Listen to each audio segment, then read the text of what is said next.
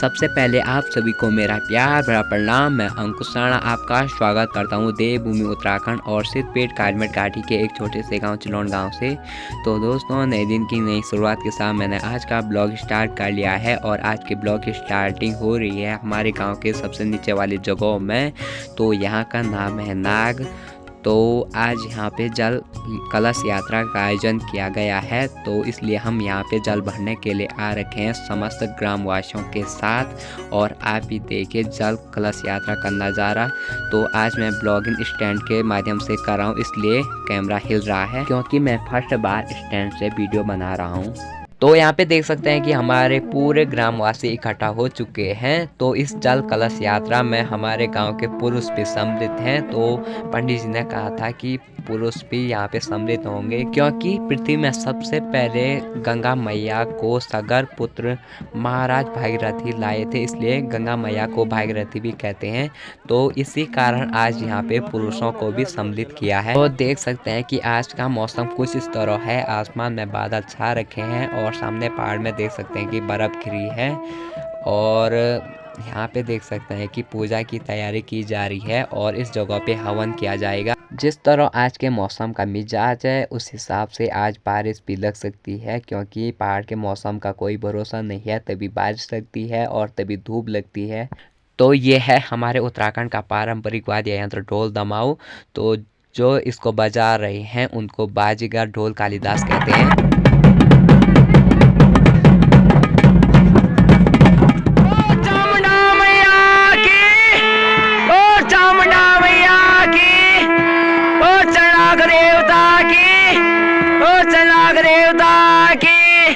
बोल काम के दरबार महाराज की।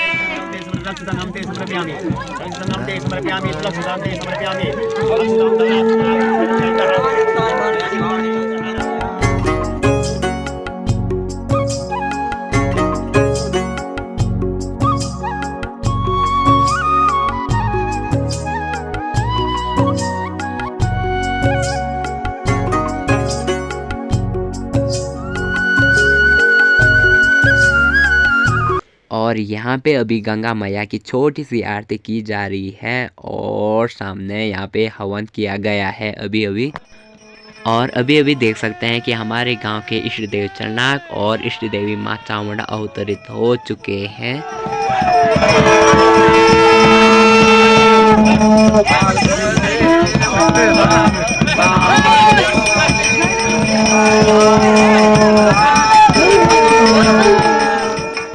साथ ही साथ देख सकते हैं कि यहाँ पे हमारे पूरे ग्राम की कुल देवी अवतरित हो चुकी है। फाइनली कलशों में जल भी भर लिया है और अब यहाँ से जल कलश यात्रा स्टार्ट होगी। और आप भी देखो जल कलश यात्रा का नज़ारा।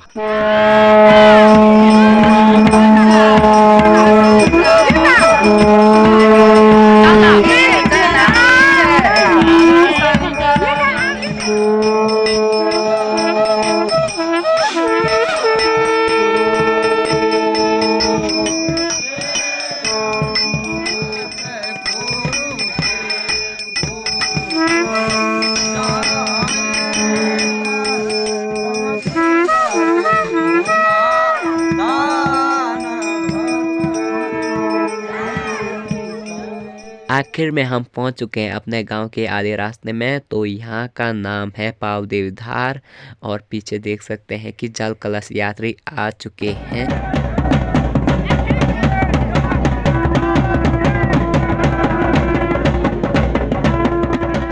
अभी अभी हम पहुंच चुके हैं अपने गांव के जूनियर स्कूल में और ऊपर देख सकते हैं कि विद्यार्थी भी जल कलश यात्रा का नज़ारा देख रहे हैं।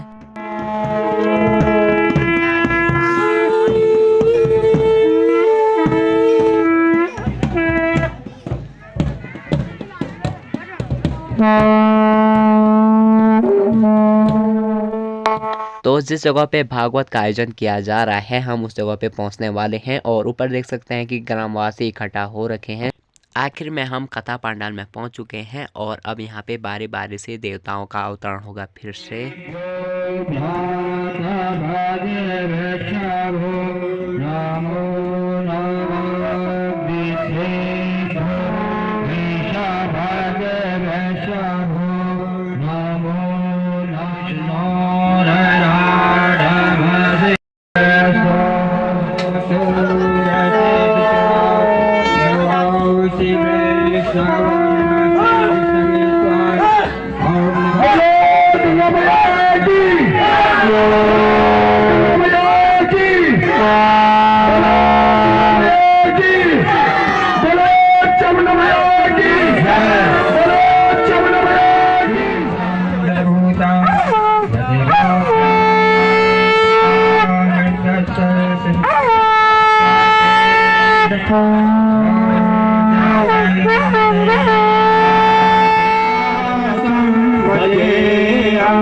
निराकार माकार मूलम श्रियंगे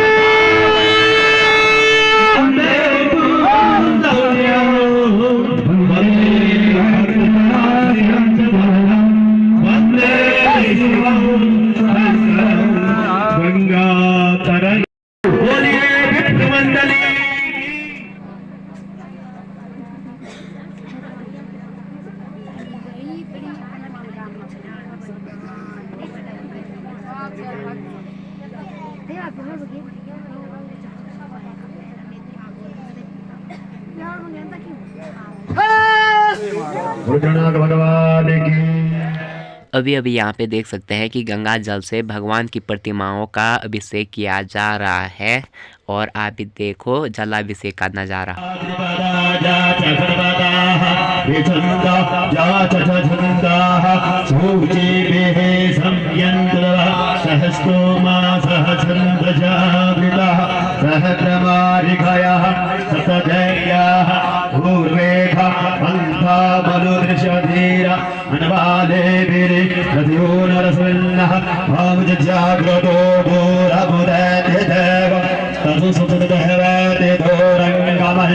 ज्योतिखान ज्योतिरेकं तन्मे मनः शिव संकल्पमस्तु जत्रज्ञानमुत चेतो दृश्यो ज्योतिरन्त तन्मे मनः शिव संकल्पमस्तु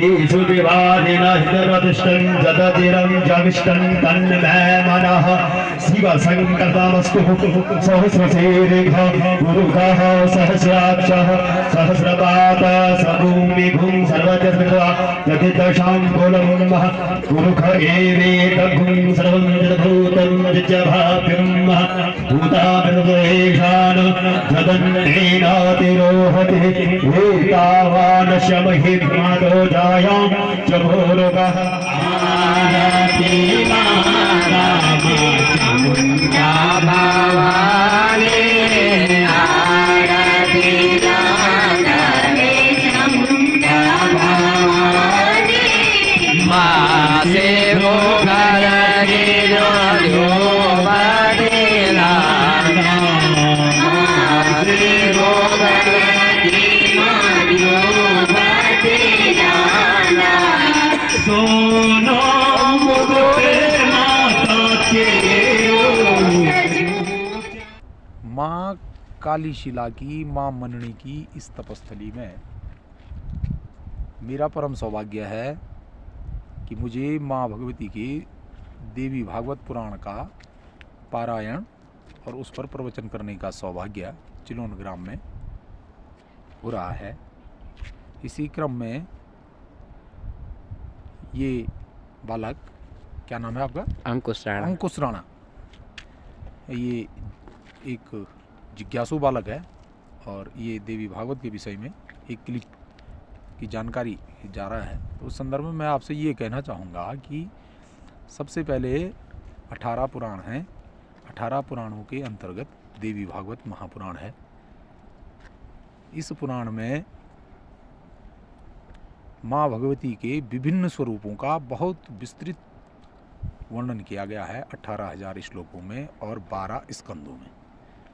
इसको बोलने वाले जो वक्ता हैं वो व्यास जी भगवान हैं और वो सुना रहे हैं परीक्षित के जो पुत्र हैं जन्मेजय, उनको देवी के महत्व के विषय में विभिन्न कथाओं के माध्यम से समझा रहे हैं। और आपकी जिज्ञासा ये है कि हमारे जो ये सनातन पुराण हैं, इसलिए आपके लिए बनाना चाह रहे हैं कि इन पर बड़ा भारी संकट है, या कुछ लोगों की अवधारणा है कि ये हमारे सनातन धर्म की जो मान्यताएं हैं, जो ये पुराण हैं, ये धीरे धीरे लोप हो जाएंगे। तो ये कार्य असंभव है, ये हो ही नहीं सकता है, क्योंकि पुराणों की परिभाषा ये है कि पुरा भूतवा पिनवा, जो पुराने होकर के भी हमेशा नहीं रहेंगे।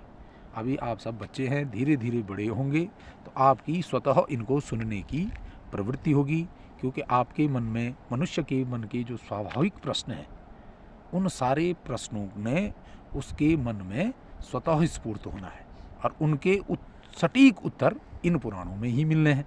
तो इसलिए आने वाली संतति भी जितनी हमारी है, वो सब इन पुराणों के द्वारा ही अपने मन को संतोष करके उसको एक नई ऊंचाइयों तक, भगवती के चरणों तक ले जा सकते हैं। यही मैं इस पुराणों के विषय में कहना चाहूँगा कि सारे पुराण बड़े शिक्षाप्रद हैं, बड़े ज्ञानप्रद हैं, और अगर हम इनको नहीं समझ पा रहे हैं तो ये हमारी बुद्धि की मलिनता है। जैसे जैसे हमारी बुद्धि में सात्विक गुणों का विकास होगा, तो वैसे वैसे हमारी बुद्धि इन पुराणों की ओर आकर्षित होगी। यही मेरा संदेश है। तो हम चाहते हैं कि देवी आदिशक्ति कौन है, उनका स्वरूप। श्रीमद् भागवत में भगवान नारायण ने अपने विषय के में 4 श्लोकों में देवी भागवत कही है, और यहाँ आधे श्लोक में देवी जी ने अपना वर्णन किया है कि संपूर्ण सृष्टि का जो ये ब्रह्मांड है, ऐसे अनंत कोटि कई ब्रह्मांड हैं, इन ब्रह्मांडों की जो अधिष्ठात्री देवी हूँ, ये देवी की घोषणा है कि ये मैं ही हूँ, सगुण रूप में भी मैं प्रकट हूँ और निर्गुण स्वरूपा भी मैं ही हूँ।